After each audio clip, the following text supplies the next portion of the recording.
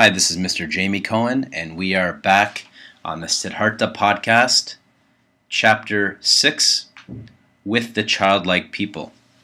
Now, there's been much debate in the class among students on Rap Genius about the description of childlike people. It says toward the end of the chapter that Siddhartha saw mankind going through life in a childlike or animal-like manner, which he loved and also despised at the same time. He saw them toiling, saw them suffering, and becoming gray for the sake of things which seemed to him to entirely unworthy of this price, for money, for little pleasures, for being slightly honored. He saw them scolding and insulting each other. He saw them complaining about pain at which a samana would only smile, and suffering because of deprivations which a samana would not feel. So in this regard, childlike is referred to ignorant, to almost an animal-like simplicity, whereas in Buddhist tradition, being childlike is also considered to be a compliment. Childlike in terms of an innocence.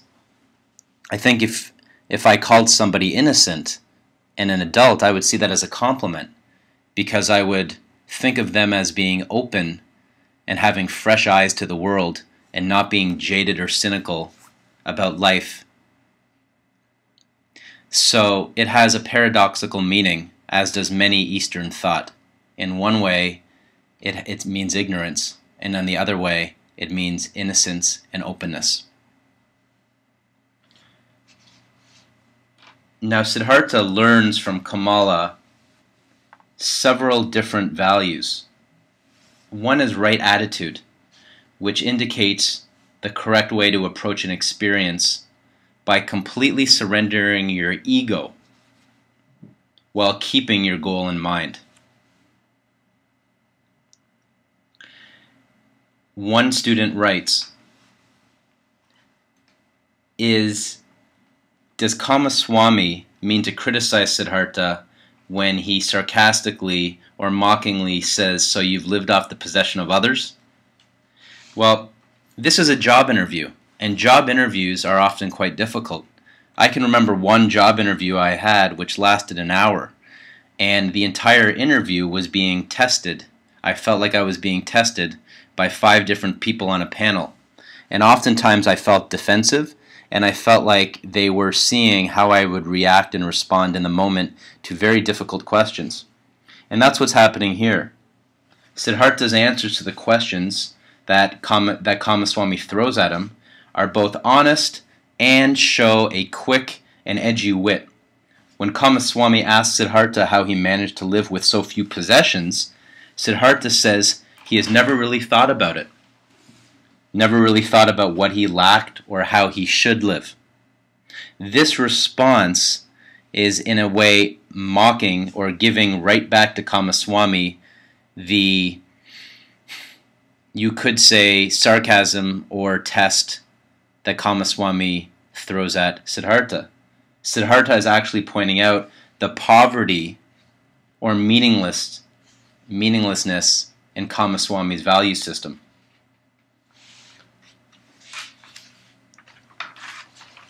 So yes, Kamaswami initially criticizes Siddhartha by pointing out his lack of practical experience in the business world, but Siddhartha responds by calling into question the very criteria and values that determine whether some experiences are more practical than others. Is fasting and having patience a skill? Well, that, I guess, is determined on who you ask. I would say that in this particular story, you could make the argument that the skills that Siddhartha says that he has gained from his time in spiritual goal setting, like fasting and like waiting, are signs of dedication toward a cause, commitment toward a higher purpose, and discipline. And most successful people that I know, if not all of them, one thing they have in common is discipline in staying single-mindedly focused on a particular goal. So really what Siddhartha is getting across to Kamaswamy is that the same type of discipline he had in pursuing his religious goals, he now can transfer into the material world and into business pursuits. Siddhartha's lack of desire for material possessions is not the weakness that Kamaswamy might think it is. Instead, Siddhartha shows it is an asset in the business world, because if one does not fear success or failure, one can act more aggressively and take more risks. There's an expression that says, when you succeed, you tend to party, and when you fail, you tend to ponder. In Siddhartha's case, he doesn't really do either. Yes, he parties because he takes the money and he lavishes Kamala with gifts, and he's attached to her love, or at least temporary in lust. But when he fails, he laughs at it because he thinks it's a game. He thinks the business world is a game. And I've often seen that sometimes when you push so hard toward a goal and you push and you push and you force it, it doesn't happen. It ends up you move away from the goal.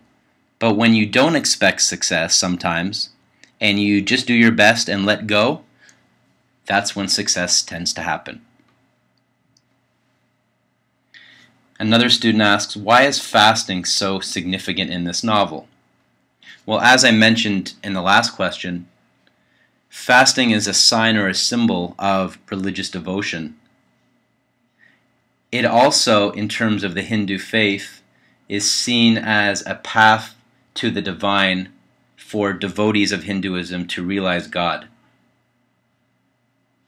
And the last question I'll address is, why do you think the Brahmins, the Brahmin meaning the caste that Siddhartha has come from originally, if they were so smart, why did they not teach Siddhartha how to make a living?